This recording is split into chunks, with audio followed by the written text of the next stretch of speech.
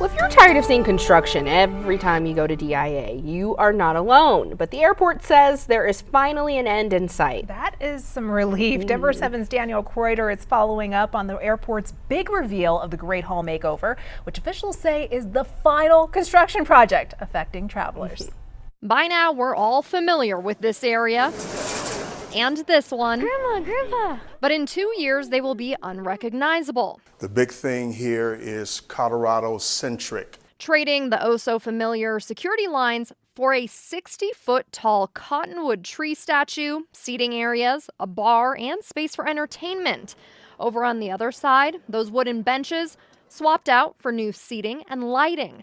When this project is finished in 2027, it will mark the end of seemingly constant construction that travelers in and out of the airport have been dealing with. There's a lot of disruption in traffic and flow through the airport. Especially down where the baggage claims. Holy smokes. Once we finish the Great Hall, I think the passenger-facing impacts will no longer be there. We'll still have other projects, but it won't impact passengers. The airport CEO says this phase will finish on time and under their $1.3 billion budget. We don't use any taxpayer dollars at all.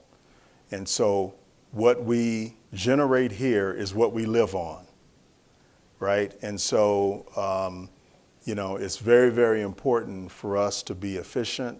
It's very, very important for us to make the right decisions, which I think we have. As for the removal of these security lanes, the CEO insists there will not be an increase in wait times, thanks to the new West Security and East Security, which is set to open this summer. To give you an example of that technology, we went from 140 people per hour per lane to the potential for 240 per hour per lane with the new equipment. With all the changes, the airport is keeping one thing the same. Lucifer is going to stay out there as long as I'm here because I don't want to be cursed by moving it out of there. I'm Danielle Kreuter, Denver 7. At this point, Lucifers are good luck charm, right? Well, travelers will start to notice construction moving into the south end of the terminal in May. We also spoke with Denver Airport CEO about last month's report from the Denver auditor. The report claimed the airport was at risk for overpaying for their projects because of their contractor process.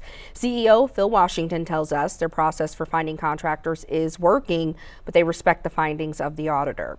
The Denver auditor's report did conclude that the airport agreed to their recommendations to boost transparency and fairness in the bid process.